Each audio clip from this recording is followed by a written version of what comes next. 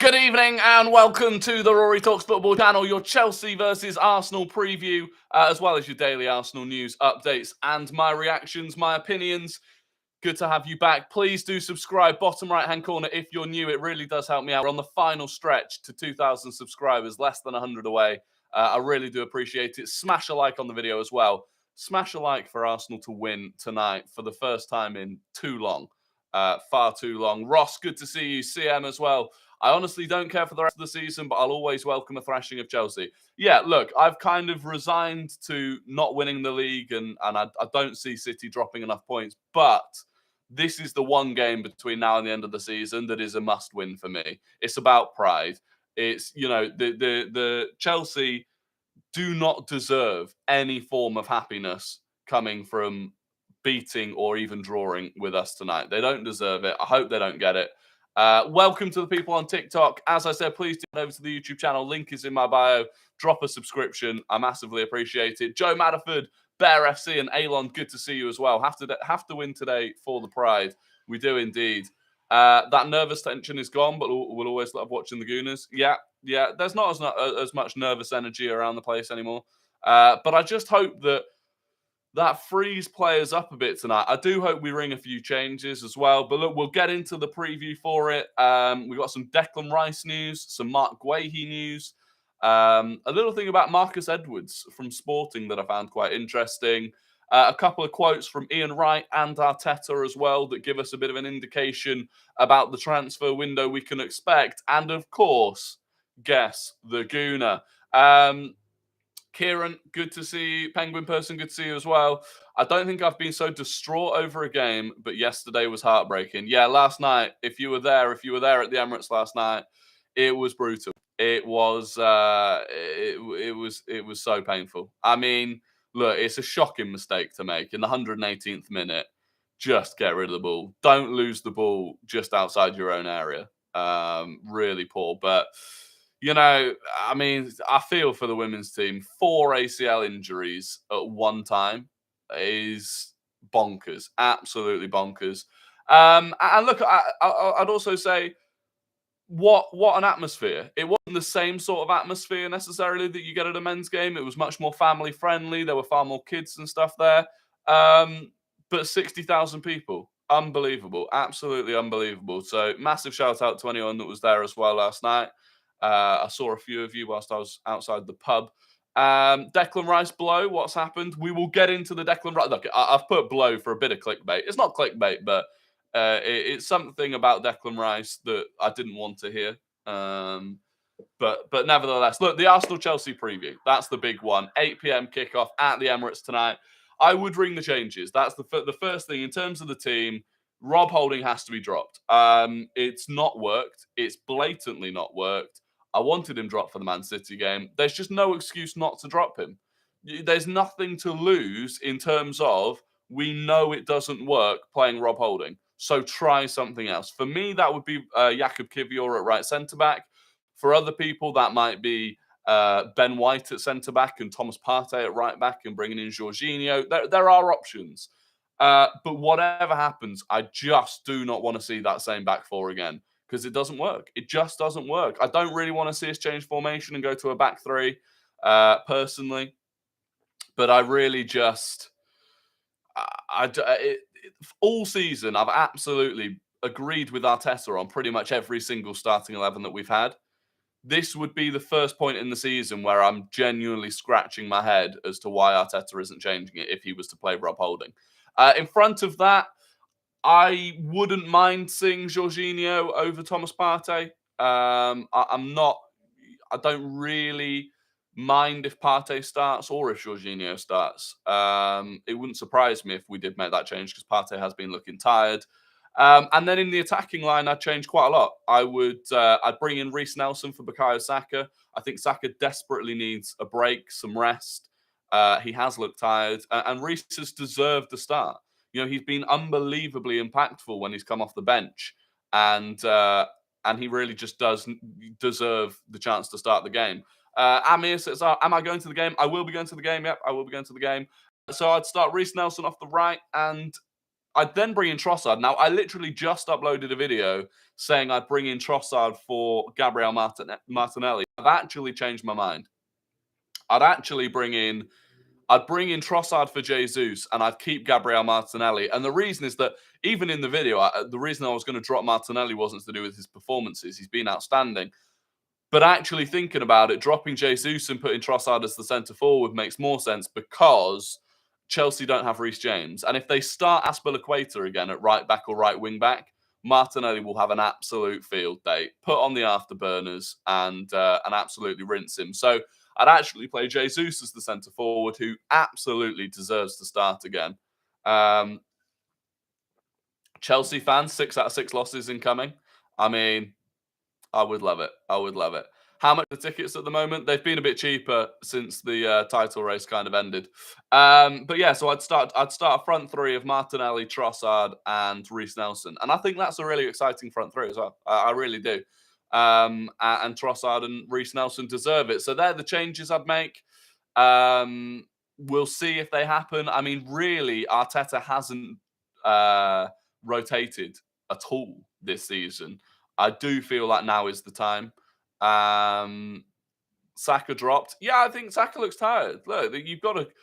I love Saka. He's been our player of the season, but I think you have to call it as you see it. And I think Saka has looked tired. Truthfully, he has. So that's what I do. In terms of how I think the game's going to go, I think, especially if we make those changes, I'm good, thank you, Ogler. I think we should win. We should win the game. Look, this Chelsea team is abysmal. Like, they are abysmal. That's not me trying to wind up Chelsea fans.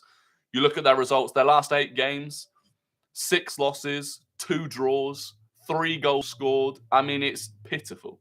And I don't see any reason that should change. So we should win the game. We won't keep a clean sheet because we are incapable of keeping a clean sheet at home. Only Southampton have managed fewer clean sheets at home this season than Arsenal.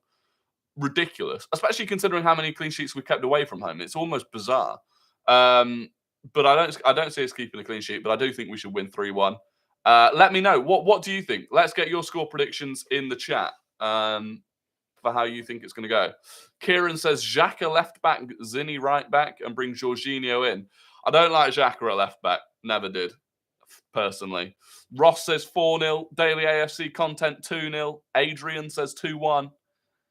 William 3-0. Anyone backing anything other than than an Arsenal win? Joe says 1-1 if it's the same back four. There you go. Sophie says 2-0. Penguin reckons it will be a comfy 3 or 4-1. Emil, I did get a ticket. Yeah, I did get a ticket. Kieran 3-1. Arteta's right toes says 2-0. Ben Wallace 4-1. So a lot of you, James 2-0. Noel's gone 2-all. But there you go. So the majority do still think it's going to be an Arsenal win, and it really should be. It really should be a comfortable Arsenal win if you actually just look at the two teams. But 6-0 revenge, I would love it. I would love it. Look, it might not mean anything in terms of the title race, but I would love the players to come out and make a statement tonight and batter Chelsea. It is, I think the fans need it. The fans need it after the last couple of weeks. 0-0, if you ask me. That's according to Dan B. You're going to do watch-alongs for the pre-season games? Yeah, I will do. I will do watch-alongs for the pre-season games. I will indeed. But there we go. So that is kind of the preview for it. Rory, do you actually think we'll manage to score a goal? Yeah, we will manage to score a goal. Absolutely. Absolutely. So the Declan Rice news that I've clickbaited some of you in with the Declan Rice blow. It's coming from Simon Collins. Well, actually, the first bit is coming from Simon Collins. This is good news. West Ham captain Declan Rice is Arsenal's top target, with 2 midfielders, a centre-back, and possibly another forward as their main priorities. Now, we're going to delve a little bit deeper into that in a second. But then Fabrizio Romano talking about Declan Rice and talking about Man City potentially being interested in Declan Rice. Pep Guardiola has been quoted as saying that Declan Rice is an exceptional player. Pep has always appreciated Rice as a top midfielder, and the race this summer will include many top clubs. Price tag still not clear up to West Ham. Now that for me is the Declan Rice blow. Because if Man City get involved and they want him, I think we're in a very difficult position at that point. And they are clearing house in the midfield this summer. That's the worrying thing. They are definitely in for midfielders. They're getting rid of Gundogan. They're probably getting rid of Bernardo Silva. Now, I think that they're going to bring in Jude Bellingham. I do think they'll get Bellingham, and that makes me hope that, surely they can't go out and spend 150 million on Bellingham and 100 million on Declan Rice. But especially if they don't get Jude Bellingham, if Jude Bellingham goes to Real Madrid, I think they get Declan Rice. I think they get him, and that's a really big worry that they could be coming in for him. Would Declan risk going to City after seeing what happened to Phillips and the possible lack of minutes? Maybe, but also I think Declan Rice probably backs himself as being a far better player than Calvin Phillips and would back himself to get into the team. I think he'd have a far better chance of starting than Calvin Phillips does. So it would depend. Look, you've also got to look at wages. If you offer Declan Rice good wages, maybe he takes it. I mean, how old is Rodri as well? How old is Rodri? Let me. So Rodri is. Oh, he's only 26. Scrap that. Is Rodri really only 26? That's actually quite sickening because that means he's going to be at Man City at a high level for a long, long time, doesn't it? That's quite a shame. Fair play then. So look, maybe look. I still think we're going to get Declan Rice. If he is our number one priority, I do think we'll get Declan Rice. But if Man City are interested in him, it's a worry. If you're on TikTok, by the way, I do appreciate all of you. I do see the follows trickling in.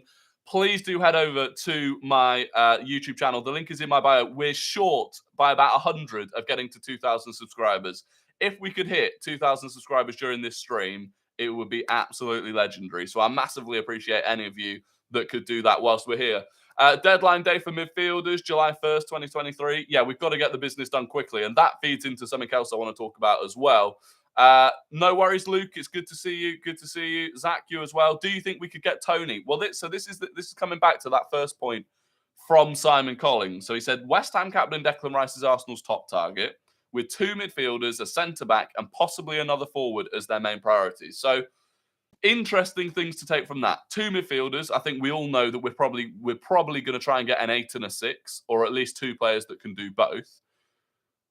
A centre-back, which I think we all knew, and possibly another forward as their main priority. So no left or right back, which makes me think the centre-back option is going to be someone that can play kind of like Ben White as a right back or a centre-back. So I'm thinking immediately of people like Timber at Ajax, someone that can play right back and right centre-back. But it's interesting, what does that say about Tierney? Or does it say maybe if we're not in for a left back and we are still going to lose Tierney, maybe actually long-term Jakub Kiwior is seen as the sort of left-back option that can play an inverted role. He's got the pace for it. And that would then tie in to Marc Guehi. So we've heard from Nizar Kinsella today. Arsenal and Tottenham are both interested in Crystal Palace defender Marc Guehi. Arsenal have identified Crystal Palace defender Marc Guehi as a possible target after a lack of squad depth at centre-back hurt their title bid following an injury to William Saliba. Now, Marc Guehi is a really interesting one because he's right-footed, and we know we need a backup to Saliba. But actually, for Crystal Palace, he plays as a left centre-back. So he's very comfortable as a left centre-back. And that would fit in then to having, if you've got a player that really can properly cover your right and left centre-back, that frees up Kiwior a bit to be your option as a left-back option. So I do think, we've seen it plenty. Arteta wants versatility. He wants any player needs to be able to play at least 2 positions pretty much, unless they are the first choice, unbelievable player in that position. So I think there are lots of options this summer, but I do think lots of them are tying to the fact that we're not going to buy an outright right back or an outright left back. I think all of them are going to be centre backs that can play as a left back or a right back. And to be fair, if you look at what Pep's doing at Man City, it seems like that's the route. Pep's playing Ake or Akanji at left back and was really enjoying playing John Stones at right back. Boys says, time to bin off Tomiyasu. I disagree. Tomiyasu is still he's made of paper mache, which is a big problem.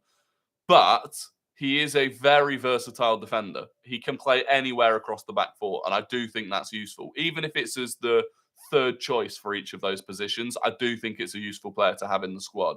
Ahmed says, what about Ugarte? Yeah, Ugarte at Sporting's a great holding midfielder. Definitely would be interested in him. Lisandro Martinez would have been perfect. Well, it's interesting you say that, right? Because there's a reason Arsenal were interested in Lisandro Martinez. Again, it's that versatility. With reports saying forward, do you see that as a backup to Bukayo Saka or as the classic tall number 9 profile that we were being linked with? That's the other interesting thing from that comment that I wanted to talk about. Another forward. Is that a wide player or is that a striker? Because for me, my priority is bringing in a different profile striker, someone like Ivan Toney. That for me would be the biggest priority. In terms of a backup for Saka, I think Reece Nelson is good enough to do it.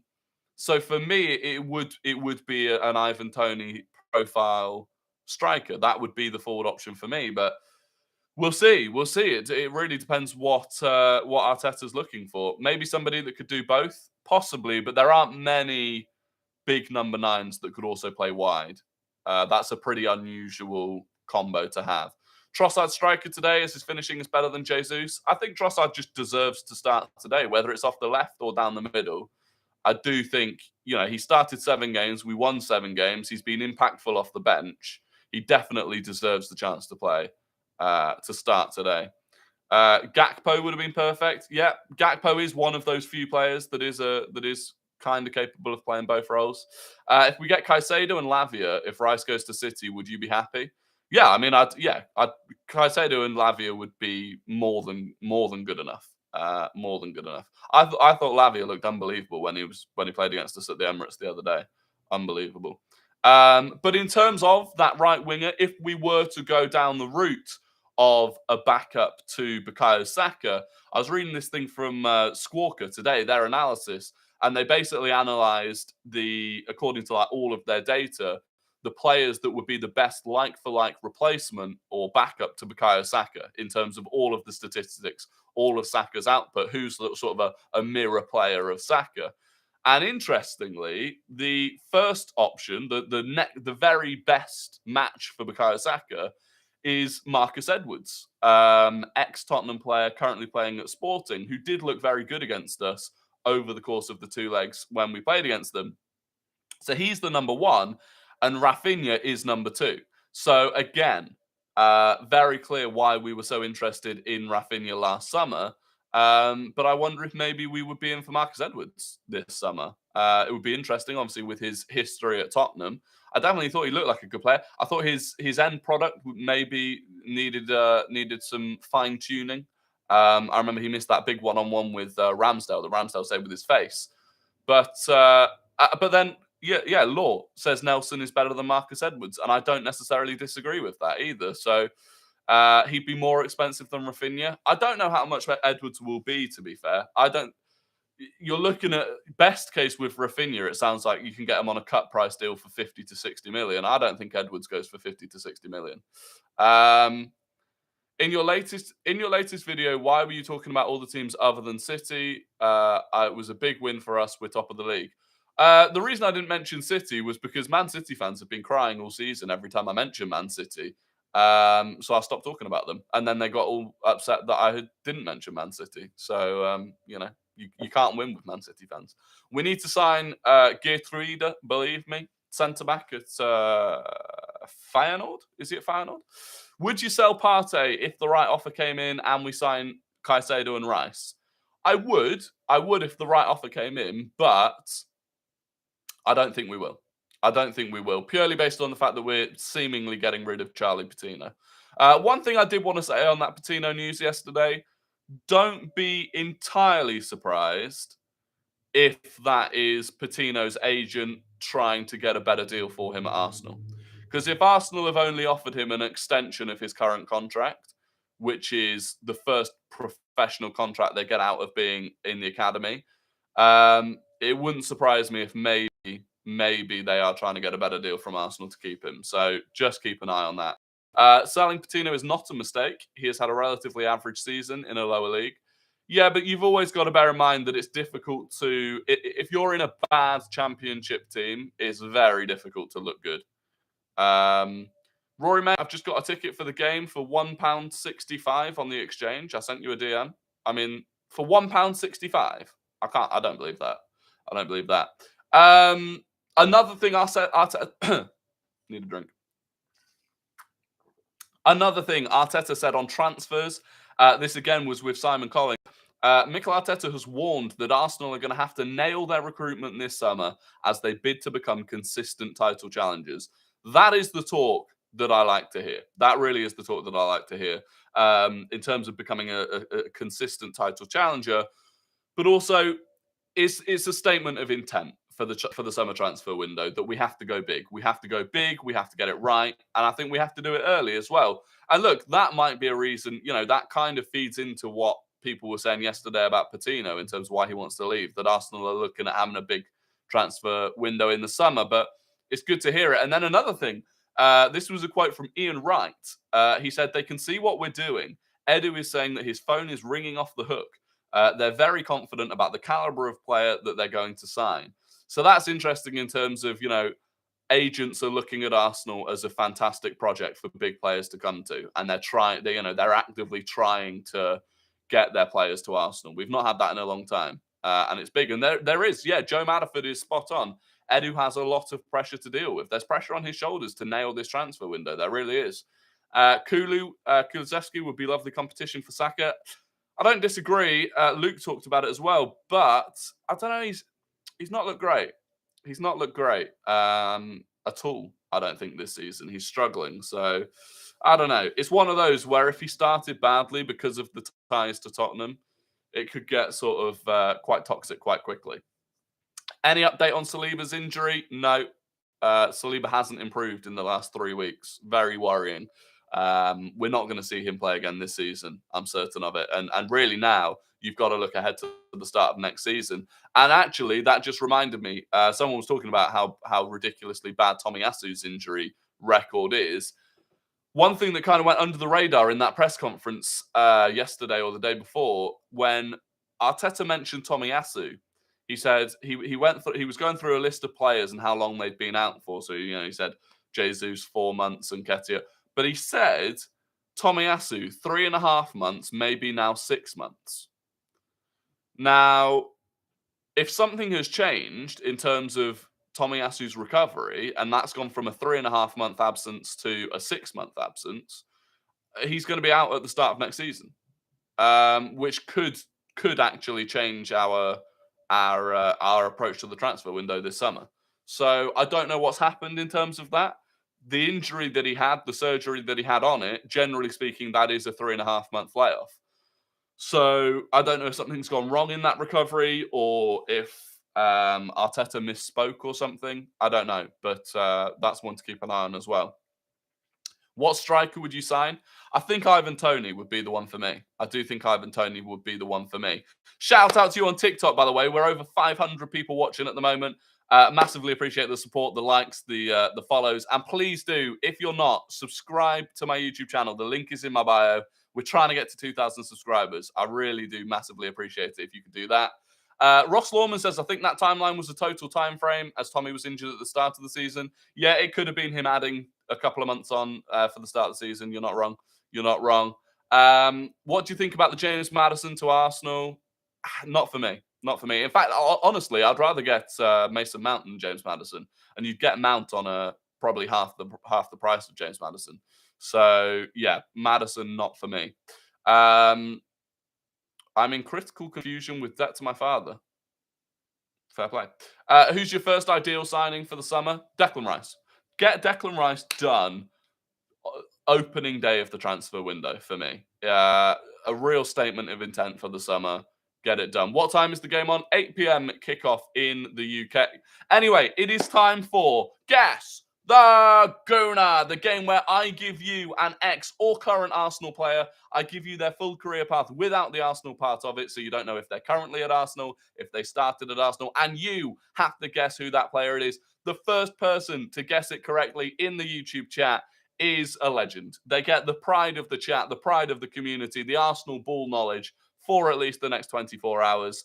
Of course, try and guess it on TikTok as well. But if you want to take part on YouTube, again, the link is in my bio for that. So this ex or current Arsenal player, by the way, I think this is a bit of a tricky one. They started at Lille. They went to Newcastle.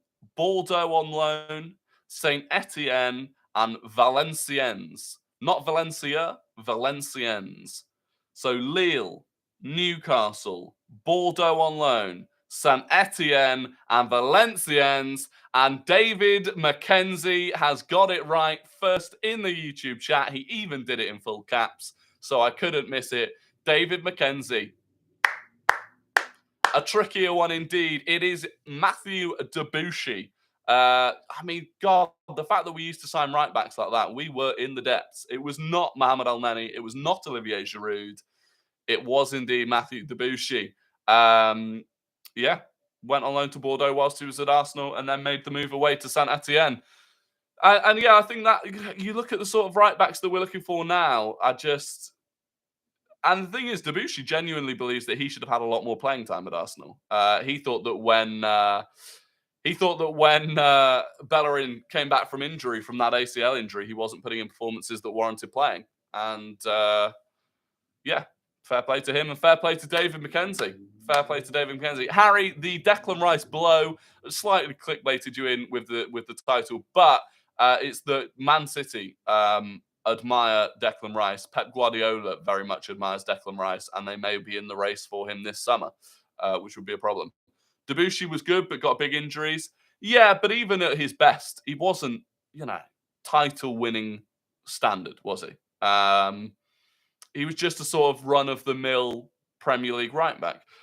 Anyway, time for the Guess the Non-Gooner. Guess the Non-Gooner. Comes with slightly less pride if you get it right than if you guess the Gooner. But I'll give you their full career path. Obviously, they've never played at Arsenal. So here we go. So this player, Manchester City, Aston Villa, Newcastle on loan, Stoke City on loan, Stoke City permanently, Bolton Wanderers. Man City, Aston Villa, Newcastle on loan, Stoke City on loan, Stoke City permanently, Bolton Wanderers.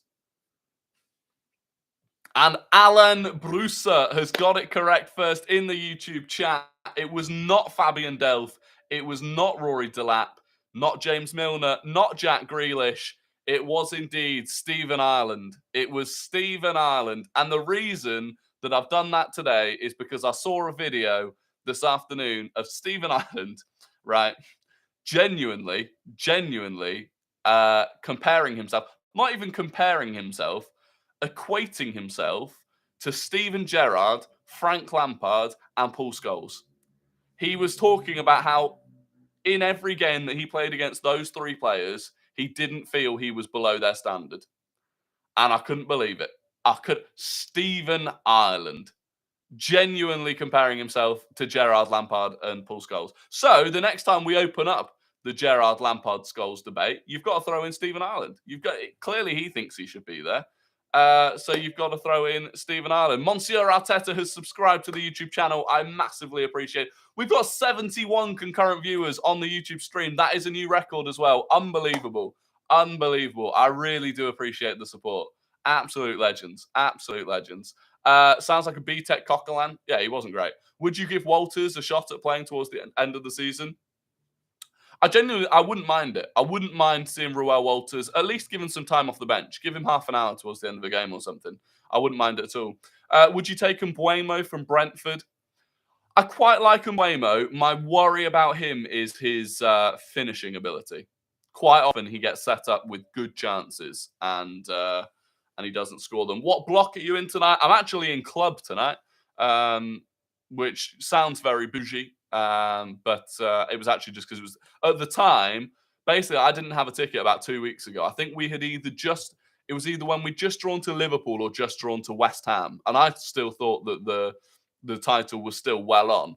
And someone offered me a club level ticket at face value, which actually, considering how much the normal tickets were going for, getting a club level ticket at face value wasn't bad value at all. And I was going to get any other option, so I bought the club level ticket and. Which, look, I'm not a huge fan of the club level atmosphere. I've said that before. And 125 quid is, painful. But especially considering how many have been on the ticket exchange over the last few days. But it is what it is. Ooh, posh friends. Yeah. I mean, everyone says I sound like a Tory anyway. So I guess I'm back with my class. Predicted lineup tonight. predicted lineup worries me because the worry is that the predicted lineup isn't much different from what we've seen in the last few games.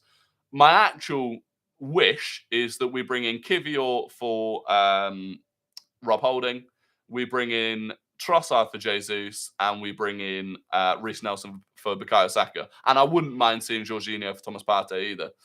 Tory Talks Football, yeah, I get commented that all the time. It's unbelievable. You better not be voting Tory wearing that shirt. I couldn't care less about politics, honestly. Not going to get into it, but I think they are all utter morons. And you're best off just taking your own life into your own hands and ignoring all of politics. I'll tell you one thing for sure. Since doing this, since starting this, all of my social media has sort of just become football. And I don't see any politics on my social media anymore. And it makes me infinitely happier. Bury your head in the sand. Just ignore it all. It is the best way to be. Arteta's got to switch it up today, surely. This is my hope. My hope is that Arteta really does switch it up today. Rory, are you related to the Rory guy that's a Chelsea fan? Absolutely not. No, we share our names, but nothing else. Arteta isn't going to switch anything around. Maybe Trossard. I don't know. I hope he does. Rishi Sunak would make a better box-to-box midfielder than he does a prime minister. You're not wrong. Are you going to the game? I will be going to the game. Yep. I'm going to wrap up the stream soon so that I can get sorted and get to the Emirates. How are there so many tickets available? The reason there are so many tickets available, truthfully, is because a lot of fans are fickle. A lot of fans, when it was all going well and the title race was on, were desperate to be there. And now that it's not, they're not so desperate to be there. So that's why there are tickets available. It's a shame, but the exact same thing happened last season. As soon as we bottled top 4 last season, tickets were very easy to get. How close do you live? I live about 35 minutes away on the tube. I think it will stay the same formation as always. The formation staying the same is fine. I just think we need to change the players that are playing a bit. Thoughts on Arteta not fielding Trossard in the starting 11? I can understand why he's done it for the last few games, but I do think it's time to change that this time. So expensive going to university in Newcastle, so it can be a pain getting to any home games. Yeah, big time. Rory, do you still play FIFA? Would you go on Twitch to play? So, probably, I'm super busy at the moment, but probably for the start of EA Sports FC, I am going to be streaming on Kick. That is the plan. The plan is to stream on Kick. Hello from Kenya. Good to see you from Kenya. Love the global fan base. But look, that's going to be the end of the YouTube stream. I massively, massively do appreciate you all tuning in. We hit a record number of concurrent viewers today. I'm just so grateful. If you haven't subscribed already, please do. Bottom right-hand corner. Please smash a like on the video. And however you're watching the game tonight, whether you're at the game, watching on TV, enjoy it. And hopefully my reaction to the game is a positive one. But that'll be it. I'll be live again at 5 o'clock tomorrow evening. Cheers. Have a good one.